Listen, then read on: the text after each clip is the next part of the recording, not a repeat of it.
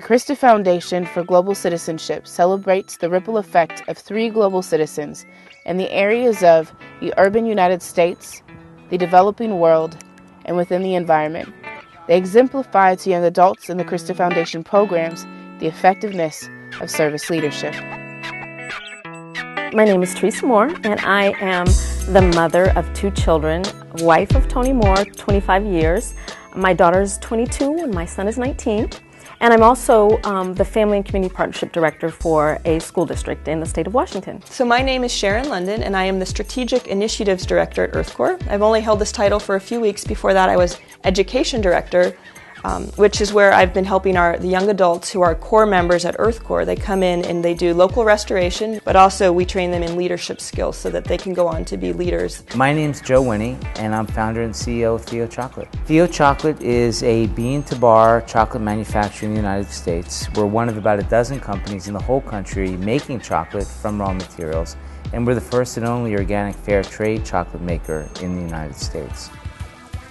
The Krista Foundation 2012 Global Citizen honorees are changed by service, and that change changes the world. A significant service experience that helped shape me was probably my first day on a cocoa farm.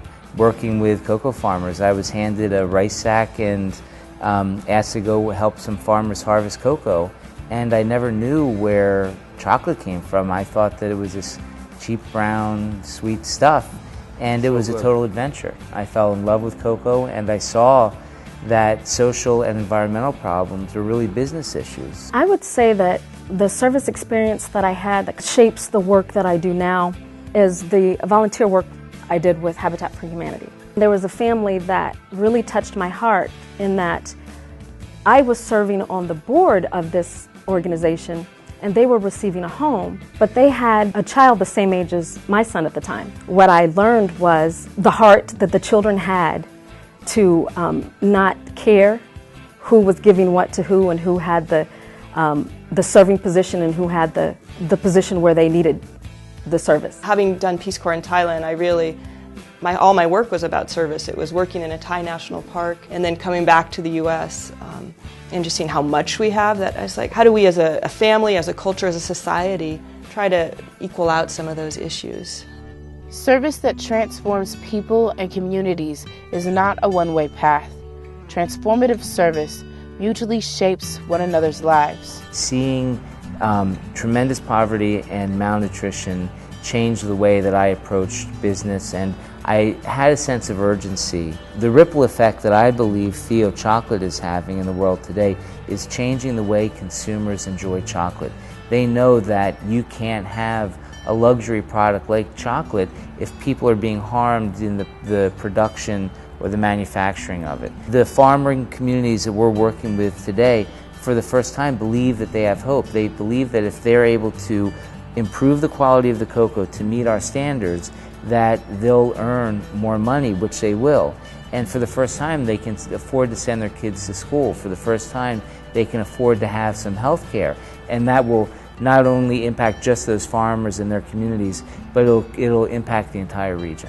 I stepped into the position as Family and Community Partnership Director and noticed that if I was going to be this leader helping parents to step in the education system in ways that would help their children, I was going to need a lot more knowledge than that which I had just with my own experiences. So I developed a parent leadership team, and it consisted of 8 to 12 parent leaders from a variety of cultural backgrounds, socioeconomic backgrounds, whose children were in different grade levels, and they became the advisors or the team members for me to help me make sure that there was this intercultural competency that I was developing as I was representing them. So I believe that I can be a better leader, and I'm hoping to be a better leader. So service leadership is really important to me in my work at Earth Corps, where we're doing environmental work, doing local habitat restoration, but building global leaders. And it's the cornerstone of what we do. Because we work not only with 50 core members and really building their leadership skills, but then these core members are working with over 14,000 community members each year who come out to do restoration, removing ivy, blackberry. Each day we're having a ripple effect, and it's just really amazing. And 4,000 of those participants are youth, And for me, I think seeing kids learn and grow and really connect to their place and see role models of these young adults who are becoming our future leaders is a really exciting and inspiring place to be.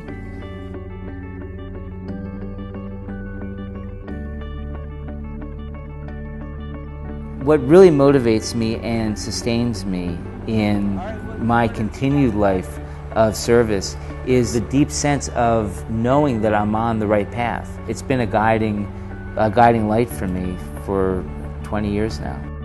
It's really hard to go out in the world if you don't know who you are, and if you can be really confident in who you are, you're going to have a greater impact and greater success in working with others. Some of the things that sustain and motivate me in my life could one big one would be my Jewish tradition, and one piece of Jewish tradition I really love is this concept called tikkun olam, which means making a better world or repairing our world. I desire to let the evidence of any excellence that comes with my service be that example of how valuable and how real my faith is. I love Krista Foundation's mission. I think it's just so powerful, and that it is faith-based I think is really important. It really brings people together, and I think it's interesting that it's not just one type of Christian faith, that you can have different aspects of that together, and I think that's representative of society as a whole, that we're all trying to find ways to communicate, ways to connect. The Krista Foundation transforms service experiences into lives of service leadership.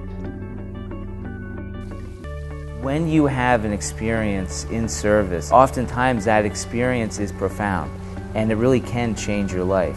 And it's difficult to come back to our lives before having that experience and be expected to just move on the way that we did, to live life the same way. If you don't stop and think about what you're doing, what impact is it making, and now what, how am I going to make a difference? It's that reflection at the end where we see so much change happen, and the Krista Foundation is so focused on the after part. If you don't know what, if you can't process and understand what you've done, it's hard to make a difference and know where to go. It's great for the Krista Foundation to create cohorts and groups of young adults who can talk to each other. Sort of like if you're pouring a foundation to build a house, you can't build on the concrete until it's cured.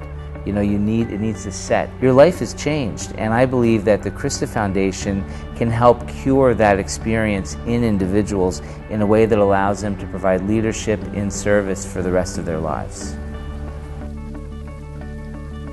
This is the ripple effect. Service changes you. Service changes the world.